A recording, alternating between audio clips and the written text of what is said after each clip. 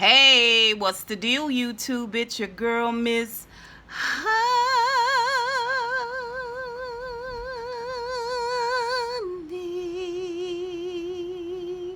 Welcome back to the channel, you guys. It's your girl, Miss Honey, here for a quick review. I have been washed and scrubbed and coiffed and oiled and greased. I've got fresh, crisp, white linen on the bed. Okay, sprayed down with a little peppermint lemon spray. Linen spray. I'm gonna tear you up. I'm gonna tear you up tonight. I really am. I'm gonna get down real deep with you tonight, okay? But first, Real Housewives of Potomac. Oh, this episode was such drivel. Shout out to Charlie Bordelon. It was drivel. Complete and utter nonsense. Oh my gosh. I have no idea what the actual title of the episode is or which episode it is. I do know this is season 4. I've changed the title. I don't really care what it is. The title is called A Dick Heard It. Child, when I tell you Candiace acted a straight fool this episode, girl, you are losing. You are not winning. You are not winning. Episode picks up where it left off with Ashley and Candiace going back and forth, and Candiace is throwing the butter knife. She looked like she had 2 knives. She had one there at the table that she threw right on the floor, and then somehow in the scuffle between Chris trying to take her out of the space that they was in. I wouldn't say out of the room because they was all just in one room like the whole night. It was painful, right? But he was taking her out of the space, out of the dining space into the kitchen space, and he just got her, she just flailing in arms everywhere. I was like, girl, you look ridiculous. You look ridiculous. You're a married woman. You look ridiculous, right? Get out, get the F out, get the F out of my house. And it was just, I was just, and Ashley just kept going on and on and on. Everybody just kept sitting there like, what time this scene's supposed to be over? I'm just gonna go ahead and say my MVP for the whole episode, even though she was only in like this first couple of scenes of this episode, is gonna be Katie. Katie came with a bag of a bag of F's. Okay, bucks.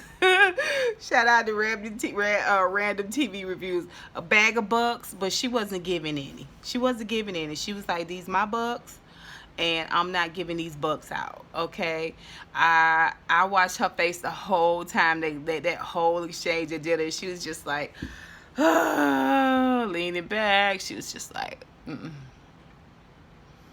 just completely expressionless. Like, what are they talking about? Yes, of course. This is what our Caucasian husbands do, darling. Their penis is for everyone, darling. I don't understand. What are we talking about here? Oh gosh, it was so painful because no matter how many times Ashley was asked to get the F out by Candiace, she kept returning.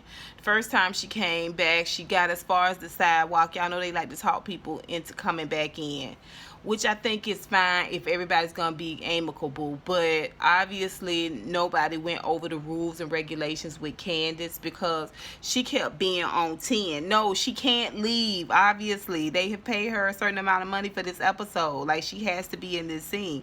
She has to engage with you. So you have to take it down a notch, Candiace. You have to take it down a notch. Plus, you ain't moving nothing. Like, nobody is fearful that you are going to do anything. And Chris is just, by him trying to hold you back, he's just making the situation bigger than what it needs to be. Because when she went to scramble over that table, I would have pushed my chair back. I would be like, okay, what are we doing? What is we doing here? Like, I'm not, no, you're not finna mess my hair up. You're not finna break a nail. You're not finna have me, tumbling over, like trying to break nobody up. No, let's see what you do with it. Let's see what you do with this, okay? Okay, somebody better get in here. It was just ridiculous. The girl obviously was not going to leave and could not leave. It just went around. It was painful, painful, painful.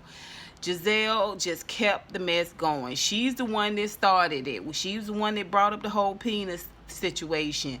And then once she brought it up and slapped it on the table, she gonna pass the mic to Robyn. And Robyn was like, oh, really? Okay. And then Robyn tried to tell the story as delicately as she could.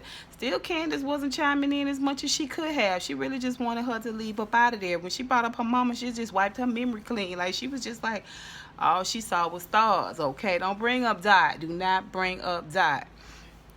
Okay, so it was just that, you know, Chris took her upstairs and had her in the corner, and he was talking to her, trying to get her a pep talk. And Karen came in. She was supportive, and she was, you know, level-headed and fair in the conversation. Don't let her take you off your square. You know what I'm saying? This your home. What woo, and all of that. But and Karen was saying, I never seen anybody be asked repeatedly to leave someone's house and they still won't leave. And Ashley was like, no, because I want to finish this conversation.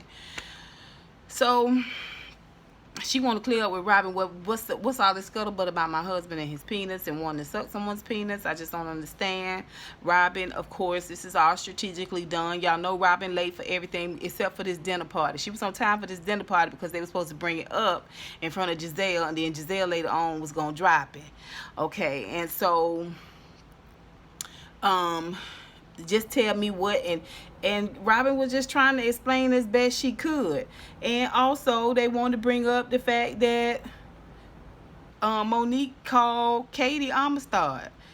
Katie was still like unbothered. She was just like, does anyone have any wine, darling? Is there a light? Does anyone have a light that I can use? It was like, she was just like, whatever. They said I had to be here. I'm here. This is what we gonna do. So about the third or fourth time that Ashley is leaving, Monique, she leaves out, and Candiace gives her door slam, accomplished 0-0. Candiace was powerless through this whole thing. She was just a lot of energy, but nobody was really responding to it but Chris. Like, she made herself look played out. Now, I wouldn't have had no problem with her leaving my house, because it's not the outward crazy that gets people to move their body. It's a type of energy that let people to know that you not quite sure what may pop off next. They may want to go ahead and go on, right? Like, you know, you just gotta have that energy. But Candiace, she not old enough yet. She hasn't got enough seasoning in her bones yet to know how to really get people up out of your house. Okay, because if Candiace really wanted her to leave, I promise you she would have left, and it would have been wheels spinning. Monique trying to talk to Katie about the whole situation, this Amistad, and Katie was like, okay, listen, the reason why I was wearing a turban is because Katie is not with you. She's not with you, Monique. She's not here with you. Katie is on a different plane. Okay, the plane that she on, there's not really a whole lot of F's there.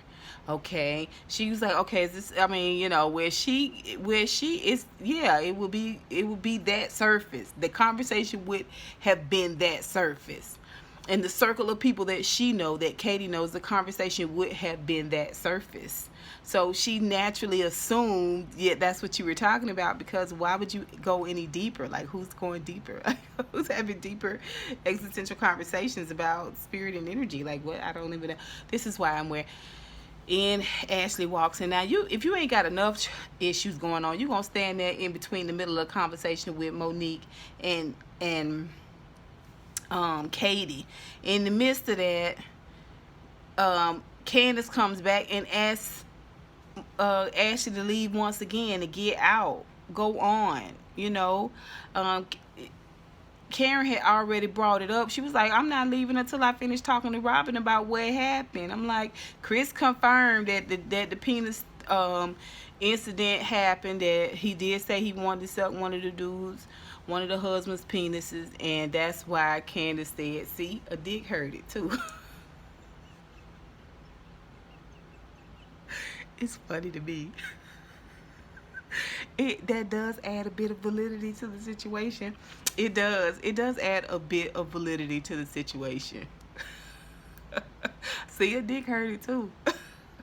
Anyway, she gets put out for the last and final time. Katie decides to leave too.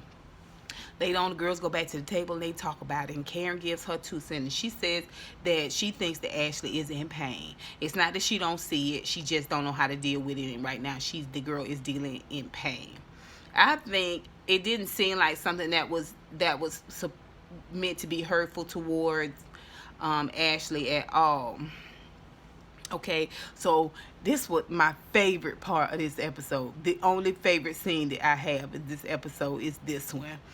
And they get in the car to go home, and Katie is on her phone, right? And Katie is like, I can't, and Ashley's on the other side. I just can't believe they're saying that he's gay.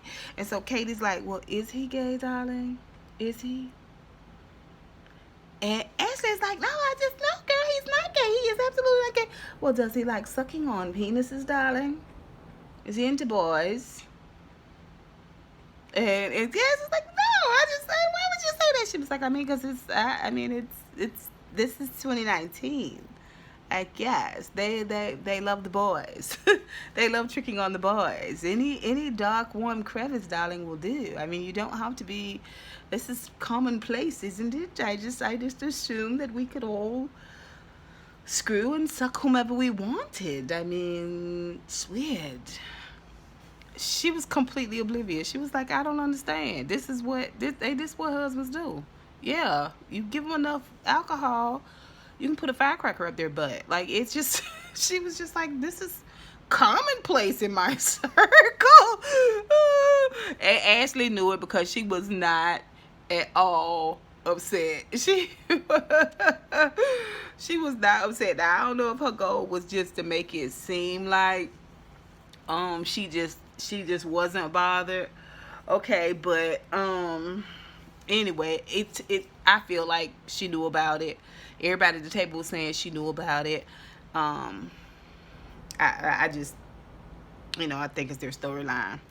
I think y'all already know how I feel about it. I feel like he's got a propensity, darling. Anyway, she goes on home. She talks to Michael. Michael he questions her even hanging out with them, even being friends with them. But do you question that Bravo check? Are you questioning that? Because that's gonna be key right there. Your wife is gonna keep with the buck skit. I gotta get this knot cursing down. Your wife gonna keep with the BS.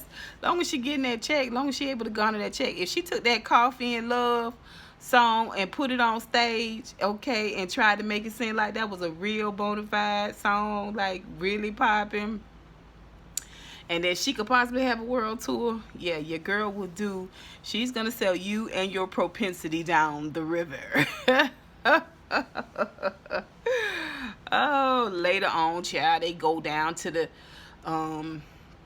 Giselle go down to meet with Ashley, and Giselle is driving the 110 backstabber, right? Okay, and she stops and picks up Ashley. Ashley gets on, and as soon as Karen walks through the conversation, Giselle hits her.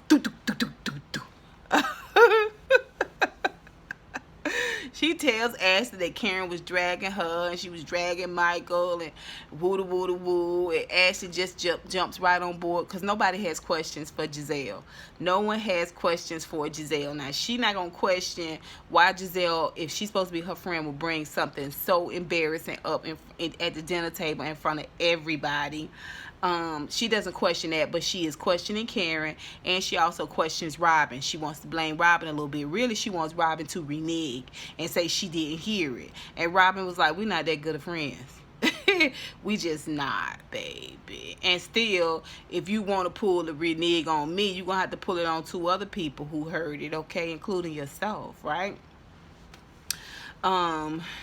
Later on in the party bus on way down to the Virginia Gay Pride, they talking to Giselle's hairstylist and Beard, or is she the Beard? Is he a Beard? I don't know. Anyway, they always together. You know how that work. Anyway, and And they telling him, of course, Giselle telling it from her perspective, you know, just, she was just, oh, just jabbing at her, jabbing. I was like, Giselle, you such a liar. You such a liar to have been a pastor's wife.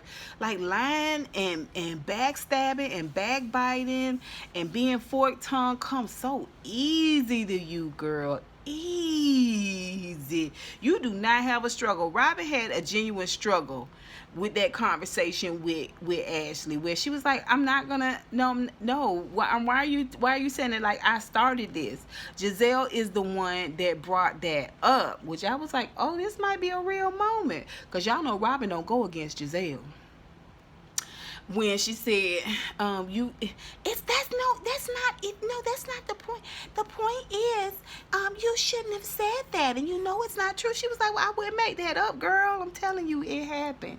I'm telling you, and you need to accept that this was said. Okay, whatever it means, however it means, it don't even matter at this point, except I'm telling you this what happened, right?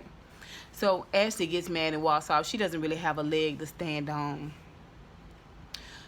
Candiace is going to go therapist with her mama. Now, she really don't want to call and talk to her mama, but Chris is once again on the ledge with Candiace, and he is walking her through the process. Basically, he is kind of rearing her. And she just is disrespectful to him, as I'm sure she is to Dot. I know she disrespectful to Dot. I know Dot disrespectful to her, baby, but the way she treat Chris is out of control. I would no more have acted a monkey like that in front of my new husband than man on the moon. I would have said, girl, this is over. No, what about my man's salad? So you're not going to even taste the salad? So you're not even going to eat the salad? You're going to be disrespectful to my man's salad? Like, I just don't understand why they were there to do a tasting. This is for Chris. This is for Chris's cookbook. This cookbook is going to bring in revenue. This revenue is going to help you guys get from under the thumb. And you barely acknowledge him at all with this whole process, and you keep putting him in a position where he has to continually and perpetually defend you. That junk is ridiculous. Now look at the juxtaposition between Chris and Monique and Chris and Candiace. Now granted, they got more years on them and they're older. They got more years in the marriage and they're older people, but still at the same time, the conversation they had, they are very supportive of one another. And it just seems like Chris is doing a lot of hand holding with Candiace that I don't know. Anyway, y'all tell me what y'all think about that. But Candiace got to call her mama, because she done got Giselle's therapist name, and she done made an appointment for them to go see the therapist. Now the mama don't want to do it, but she comes in, her and Candiace on the drive there, and things start to unravel quickly, even in the car. Things start to ravel unquickly, even in the car. Candiace at this point, I can't necessarily blame Dorothy, because it just looks like they when they get together, they take each other out at the knees. They are each other's trigger. They appear to push each other's buttons. The mama is not gonna budge. She's not gonna move. She feels like I am owed the ultimate respect as your mom, and because I'm paying your bills. Candiace make it seem like she's not paying all the bills. She just paying a portion of the mortgage. The mama say $4,000 a month. I'm like, how much is the mortgage? How much is the mortgage, girl? If you could get a place for what you pay for your half of the mortgage, Candiace, get it. Get it, girl. Get out from under that kind of debt. Like, what? Y'all gonna start y'all? That'll take your money and buy your mama out. And just you and Chris take your time there. You know what I mean? And then have that place as a rental property. Like, it make perfect sense to me. It don't have to be dissension between mother and daughter. I honestly feel like Candiace and her mama need some time apart. Candiace has laid out how she feels. She feels like her mom diminishes her, and her mom was very clear about the fact that Candiace is disrespectful, and she starts cussing at her. She was not finna address that bop to the face. She knew enough not to own up to that bop to the face, and she had to keep telling Candiace she was a therapist too. Kid was like, "Nah, I didn't hear you, not." You ain't no therapist in here. You need to stop interrupting your daughter. And you need to, you know what I'm saying? He was holding her to task. And she just act like she just could not control herself while Candiace was speaking. Right or wrong, the rules have been laid down. You can't, he doesn't want you to interrupt each other. And she, as grown as she is, she acted like she could not stop interrupting Candiace. And Candiace with them tears, I mean, she just learned from the beauty pageant days. She just got to get just the corners. She ain't finna let herself be caught just boo-hooing, just make up. The mama was like, this is what she does. This is what she does. Y'all need some time apart. Y'all need some time apart. You need to go ahead and get this paperwork on this house done and get out from under your mama's thumb where that is concerned. And then y'all need at least 6 months apart, where y'all are just checking on each other via email, a text here and there, but y'all need to be out of each other's presence. Y'all need to be able to miss each other. You do. Right now, you guys are at each other's throat like y'all living under the same house, and it is sad. Okay. I will say this. I think Chris was very disrespected in this whole, not just by Candiace, but by all the ladies.